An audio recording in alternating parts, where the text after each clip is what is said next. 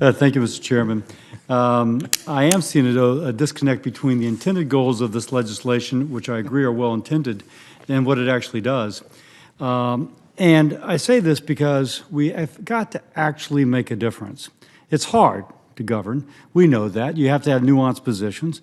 If we're talking complex energy policy, if it fits on a bumper sticker, it's probably not a good idea. And so therefore I have concerns about the legislation before us and the consequences that it creates. I'll point out the proposal will destroy well-paying middle-class jobs in my state, but it also exacerbates dire humanitarian situations worldwide.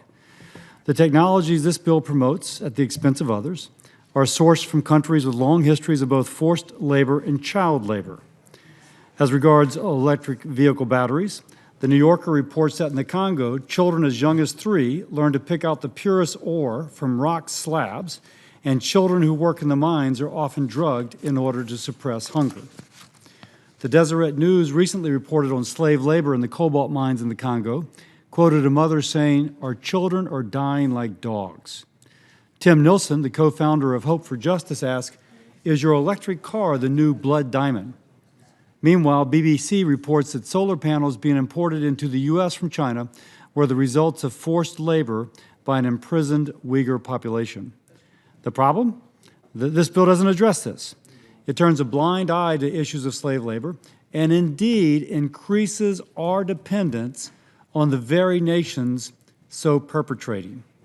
I don't think I have to say that transitioning to an economy with a significant component of child slave labor overseas is un-American.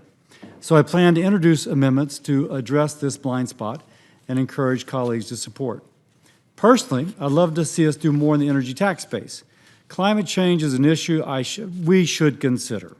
Louisiana's coastline is succumbing to erosion and sea level rise, increasingly erratic weather hammering my state. I am all for addressing.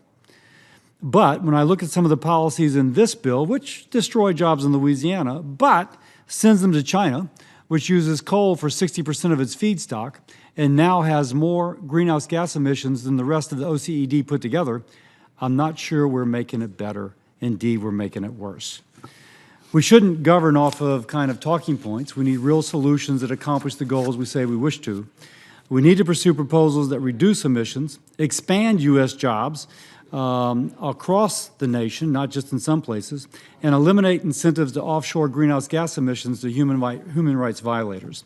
I hope to work across the aisle with my colleagues to achieve these goals, but to be successful, the legislation which eliminates U.S. jobs and encourages human rights violations and offshoring of carbon emissions needs to be stopped. Thank you. I yield back.